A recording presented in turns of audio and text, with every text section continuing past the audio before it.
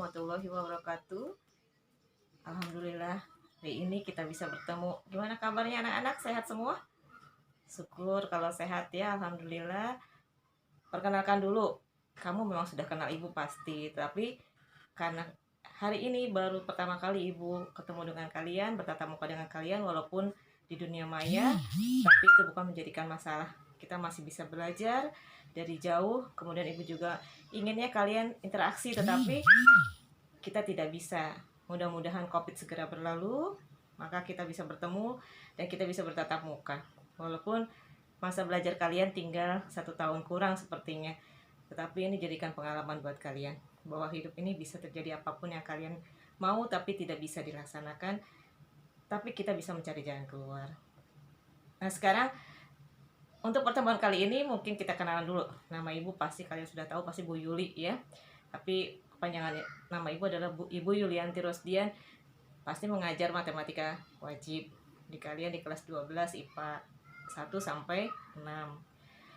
Nah, untuk kali ini kita akan ketemu di pelajaran statistika, di mana statistika itu adalah pelajaran yang cukup panjang perjalanannya karena kita akan berbicara tentang data. Kita akan belajar tentang pengumpulan data, dari mulai mengumpulkan data, kemudian setelah mengumpulkan kalian hitung, kemudian kalian analisis, kemudian kalian buat kesimpulan, hipotesa, dan lain sebagainya. Nah, bisa juga pengukuran data itu kalian jabarkan dalam bentuk grafik, kemudian dalam bentuk tabel. Nah, itu adalah yang akan dipelajari semua di statistika. Jadi, kalau kalian ingin belajar tentang data, pasti kalian akan belajar tentang statistika. Nah, untuk kali ini karena waktu kita terbatas, tidak seperti tatap muka, Ibu akan langsung menjabarkan apa sih yang ada di statistika. Nah, pertama yang akan kalian pelajari di statistika itu adalah ukuran pemusatan data.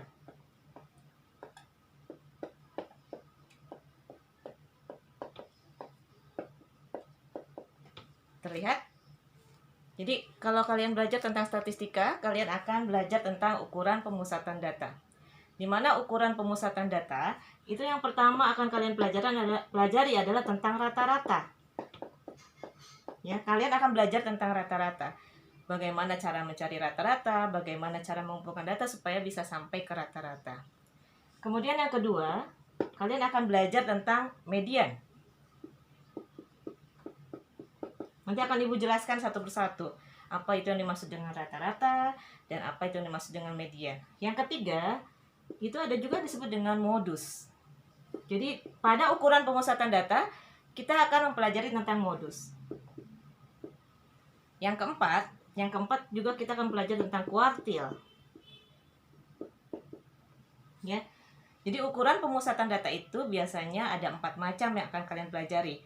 Yang pertama adalah rata-rata. Kemudian yang kedua, median. Yang ketiga adalah modus. Dan yang keempat adalah kuartil. Ibu minta kalian sudah menyiapkan catatannya ya, supaya nanti kalau Ibu hapus papan tulisnya, kalian sudah mencatatnya. Jadi, sekarang kita bahas satu-satu. Apa sih yang dimaksud dengan rata-rata?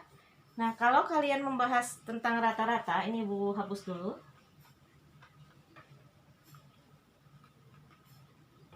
Jadi rata-rata itu adalah biasanya diberi lambang X tapi ada garis atasnya.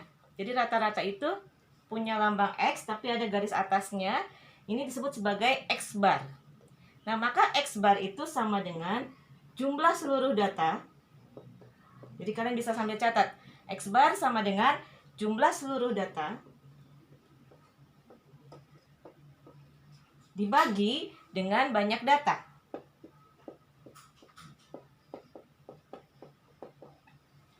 Maka kalau misalkan kalian punya beberapa data, kamu jumlahkan keseluruhan, kemudian dibagi dengan banyaknya data, itulah disebut sebagai X bar atau sebagai rata-rata. Ya. Nah, kemudian Ibu lanjut sekarang. Apa yang dimaksud dengan median sekarang yang kedua? Nomor 2 itu adalah median. Yang dimaksud dengan median itu adalah nilai tengah. Jadi median itu adalah nilai tengah. Jadi kalau kamu urutkan nilai 1 sampai selanjutnya ada 10 nilai misalkan diurutkan. Kemudian nilai yang paling tengah itulah disebut sebagai median. Nah, kemudian kalau kita belajar tentang modus, modus adalah banyaknya data atau data yang paling banyak ada di data itu. Jadi, data terbanyak itu disebut sebagai modus.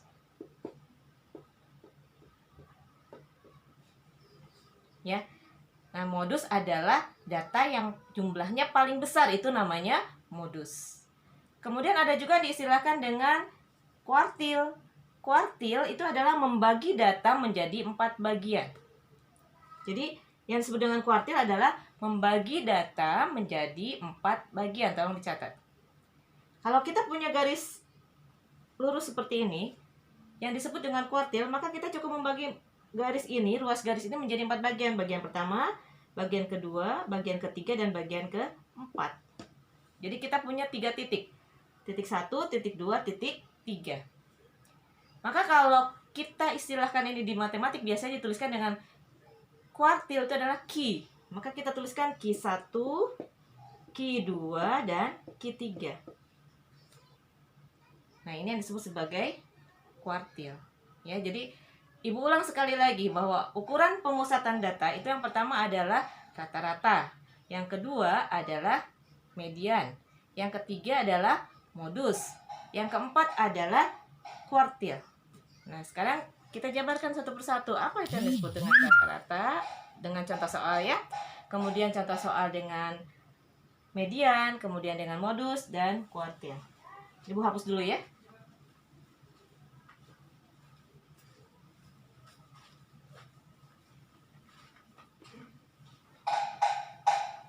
Nah, di sini statistika yang akan kalian pelajari nanti terbagi menjadi 2. Ada statistika data tunggal. Jadi statistika itu nanti ada terbagi 2, ada data tunggal dan ada data kelompok.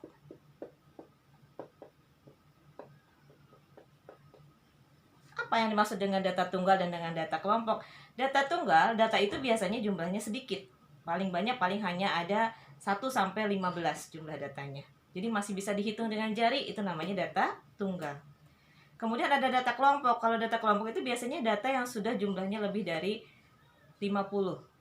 Jadi tidak bisa dihitung lagi dengan jari. Maka nanti kita kelompokkan data itu menjadi kelas-kelas tertentu. Nanti Ibu bahas lagi selanjutnya.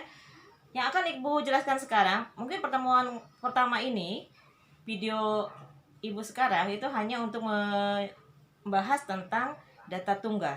Nah, data tunggal di sini contohnya misalkan begini.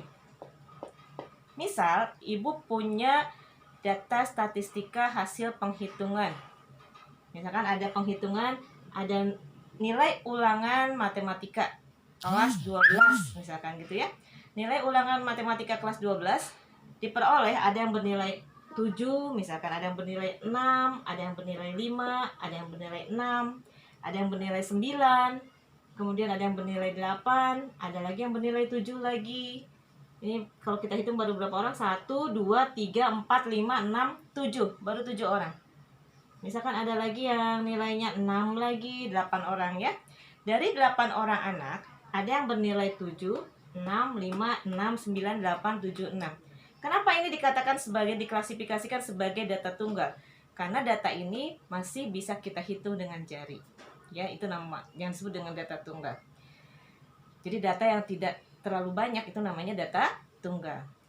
Nah, kalau kita ingin mencari berapa sih rata-ratanya, jadi ingin mencari salah satu ukuran pemusatan data. Yang pertama, bisa kita hitung rata-rata atau X-bar-nya. Jadi X-bar itu adalah rata-rata. Nilai rata-rata tinggal kamu mudah saja kerjakan begini. Jumlahkan semua angka. Jadi kamu jumlahkan 7 tambah 6 tambah 5 tambah 6 tambah 9 tambah 8 tambah 7 tambah 6. Kamu jumlahkan keseluruhan, kemudian kamu bagi dengan, nah sekarang bagi dengan banyak datanya berapa. Nah, banyak datanya berapa berarti kita cek, hitung tadi ada berapa nilainya. 1, 2, 3, 4, 5, 6, 7, 8. Berarti kamu bagi dengan 8. Maka hasil X-bar-nya kamu hitung. 7 tambah 6, 13 kan? 13 tambah 5 berarti 18. 18 tambah 6 berarti 24. 24 tambah 9 berarti 33. 33 tambah 8 41. 41 tambah 7 48. 48 tambah 6 berarti 54. Maka di sini X barnya adalah 54 dibagi dengan 8. Nah, gitu cara mencari rata-rata. Boleh hanya 54/8 diperkecil juga boleh, boleh juga pakai desimal. Nah, itu cara mencari rata-rata. Nah, selanjutnya Ibu akan menjelaskan, ini sudah catat ya sama kalian ya. Jadi, cara mencari rata-rata adalah jumlahkan seluruh data, kemudian bagi dengan banyaknya data. Baik, kita hapus ya karena memang papan tulis yang Ibu pakai hanya kecil. Kita hapus, kemudian Ibu ganti dengan bagaimana cara mencari median. Jadi Ibu masih punya data tetap, yaitu 7, 6, 5, 6, 9, 8, 7, 6. Kalau kita ingin mencari median, maka median itu adalah nilai tengah, kan tadi Ibu bilang? Median itu adalah nilai tengah. Jadi syaratnya kamu harus mengurutkan data dari yang kecil sampai yang besar. Jadi kalau ada 7, 6, 5, 6, 9, 8, 7, 6, lihat dulu nilai yang paling kecilnya berapa. Nilai yang paling kecilnya di sini kan 5 di contoh Ibu kan.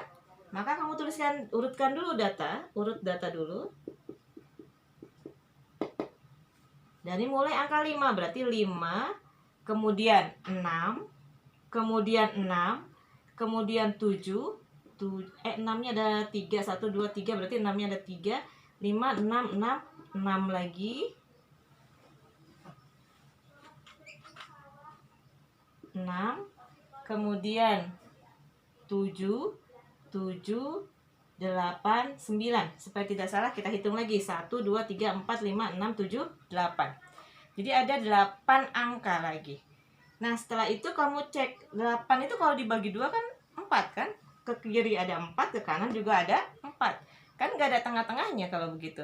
Nah, bagaimana Bu kalau begitu? Nah, kalau seperti itu maka kita lihat data yang di tengah-tengah. 5, 6, 6, 6. Berarti ada di sini ada angka 6. Di sini juga ada angka 7 tengah-tengah kan? Maka kalau jumlah bilangannya, jumlah anggota bilangannya genap, otomatis pasti dia tidak punya nilai tengah. Tetapi ada yang di tengah-tengah yaitu 6 dan 7. Maka kamu tuliskan mediannya sama dengan kamu jumlahkan data itu 6 tambah 7 kamu bagi 2. Jadi 13/2. Atau 6,5 maaf. Jadi 6,5 ya. Nah, itu disebut sebagai median. Nanti kalau kalian belajar tentang kuartil, kuartil itu salah satunya adalah anggotanya median. Di mana median itu kan nilai tengah. Maka median itu akan sama nanti nilainya dengan Q2. Jadi nilai tengah sama nilainya dengan kuartil 2. Nanti Ibu jelaskan apa yang disebut dengan kuartil. Jadi median itu nilainya sama dengan Q2. Ya. Nah, ini cara mencari median. Jadi median syaratnya adalah kamu urutkan data dulu dari yang terkecil sampai yang terbesar, ya. Ibu hapus, sekarang kita mencari modus. Bagaimana cara mencari modus sekarang? Mencari modus, tadi kan sudah Ibu bilang, modus itu adalah nilai paling banyak. Ya, nilai paling banyak.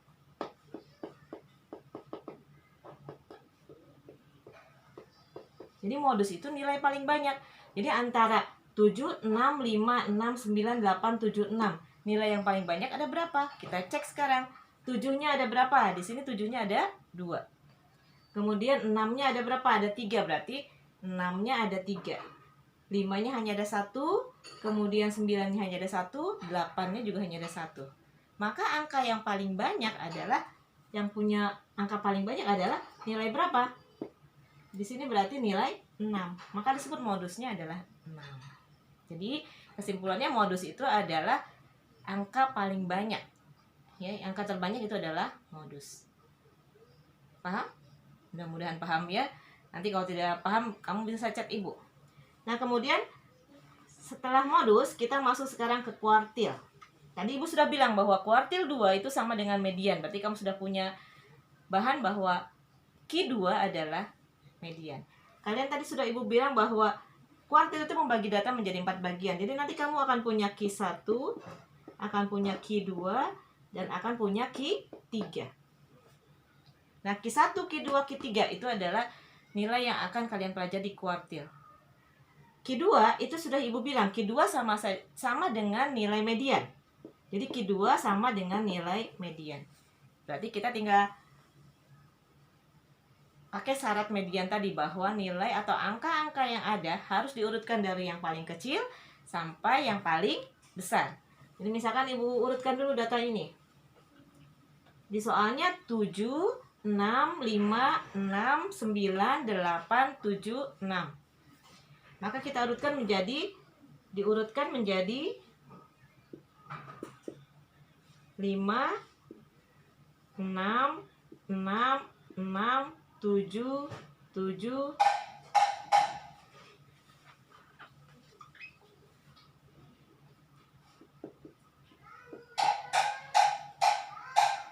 Kemudian 8, kemudian 9.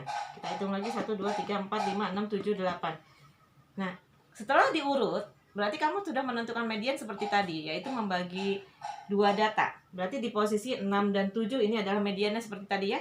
6 tambah 7 adalah mediannya, maka kita tuliskan ini adalah Q2, kuartil 2. Kuartil 2 itu disebut juga dengan kuartil tengah. Jadi selain diistilahkan dengan Q2, bisa juga diistilahkan dengan kuartil tengah. Nah, kuartil tengah adalah 6 tambah 7 dibagi 2. Jadi sama dengan 6,5. Itu nilai kuartil tengah. Nah, sekarang gini. Kalau kuartil tengahnya antara 6 dan 7, itu kan 6,5 ya. Maka ke sebelah kiri itu ada angka 5, 6, 6, dan 6.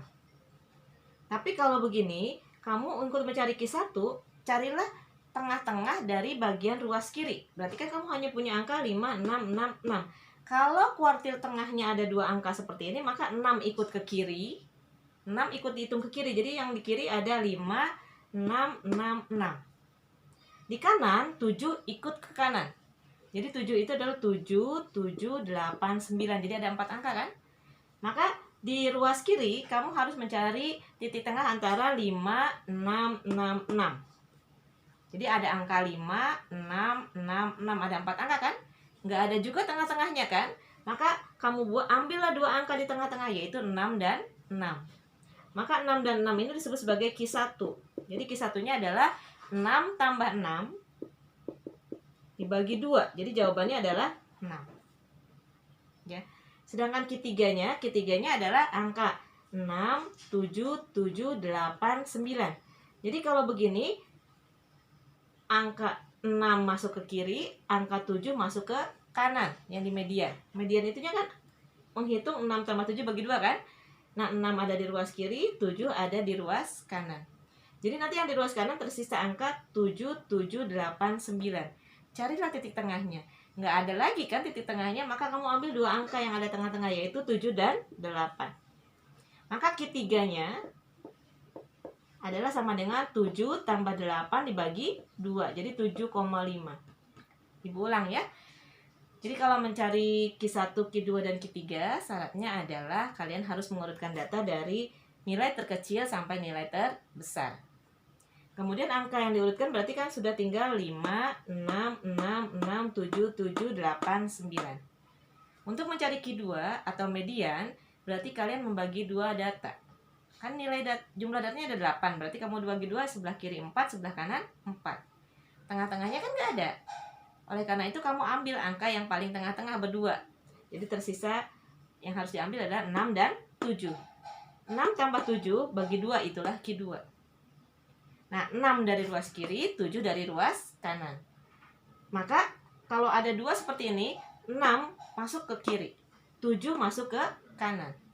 Ya, jadi nanti di kiri tersisa 5, 6, 6, 6. Ambil lagi tengah-tengahnya, yaitu 6 dan 6. Maka Q1-nya adalah 6 tambah 6 bagi 2.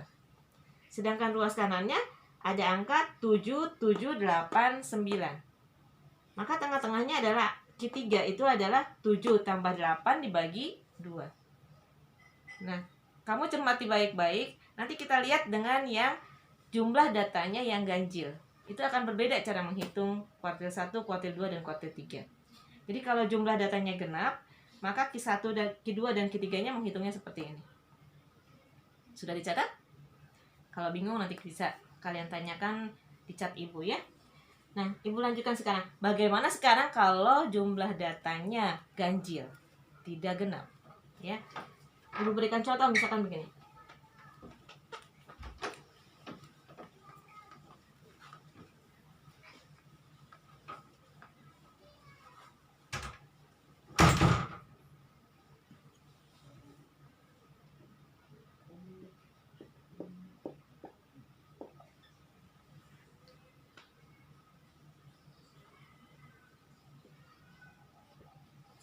Nah, misalkan Ibu punya data 3, 5, 5, 6, 7, 8, 8. Ini berurut, sudah Ibu urutkan. Kalau ditanyakan berapakah mediannya, maka kamu tinggal mudah. Antara 3, 5, 5, 6, 7, 8, 8. Kan ada 7 angka. Maka ambillah angka yang paling tengah-tengah, yaitu berapa? 6 angka tengah-tengahnya. Maka ini disebut sebagai median. Paham? Nah, median juga dituliskan sebagai Q2. Jadi Q2 sama dengan median, yaitu nilainya adalah 6. Ini kalau jumlah datanya ganjil. Nah, kalau jumlah datanya ganjil, 6 kan tengah-tengah. Maka 6 tidak boleh ikut ke ruas kiri maupun ruas kanan. Jadi di ruas kiri hanya kita hitung, hanya ada angka 3, 5, 5. Nah, tengah-tengah antara 3, 5, 5 itu berapa? 5 kan? Maka ini disebut sebagai Q1. Jadi Q1-nya adalah 5. Ini kalau jumlah datanya tunggal. Nah, kemudian 6 juga nggak boleh ikut ke ruas kanan. Maka di ruas kanan hanya tersisa 7, 8, 8. Ya. Antara 7, 8, dan 8 itu angka nilai tengahnya adalah 8. Maka Q3-nya itu sama dengan 8. Jadi Ibu ulang sekali lagi, kalau jumlah angkanya ganjil, misalkan Ibu punya 3, 5, 5, 6, 7, 8, 8. Maka tengah-tengah urutan data itu 3, 5, 5, 6, 7, 8, 8 kan ada 7 angka. Tengah-tengahnya adalah 6. Maka 6 disebut sebagai median atau Q2. Kemudian Q2 ini mediannya kalau seperti ini kan dia tidak punya teman sendiri. Maka dia tidak boleh masuk ke kiri dan tidak boleh masuk ke kanan. Jadi di kiri tersisa 3, 5, 5. Maka tengah-tengah antara 3, 5, 5 adalah 3, angka 3, angka 5, dan angka 5. Tengah-tengahnya adalah angka 5. Maka Q1-nya disebut sebagai 5.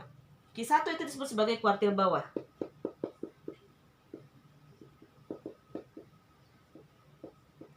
Q2 itu adalah kuartil atas.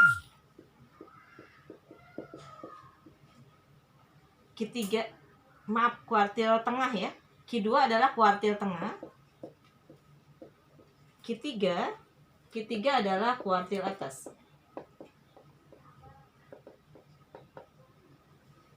Nah, maka sebelah kanannya nanti akan ada angka tersisa yaitu 7, 8, dan 8. Antara angka 7, 8, dan 8 maka tengah-tengahnya ada angka 8. Itulah disebut sebagai Q3. Nah, ini yang disebut sebagai kuartil, ya. Baik, sudah selesai untuk materi ukuran pemusatan data untuk data tunggal. Yang pertama yaitu adalah rata-rata. Rata-rata cara mencarinya adalah semua data dibagi dengan banyaknya data. Kemudian yang kedua, median. Median itu adalah nilai tengah. Kemudian yang ketiga, modus. Modus adalah nilai yang paling banyak muncul. Itu disebut sebagai modus. Kemudian yang keempat itu kuartil. Kuartil adalah membagi data menjadi 4 bagian. Jadi nanti ada istilah Q1 adalah kuartil bawah, Q2 adalah kuartil tengah atau sama juga dengan median, Q3 adalah kuartil atas. Ya. Nah, inilah yang akan kalian pelajari pada pembahasan ukuran pemusatan data tunggal. Mudah-mudahan ini cukup dimengerti oleh kalian. Untuk tugas selanjutnya, Ibu minta kalian nanti membuka Google Classroom. Ya.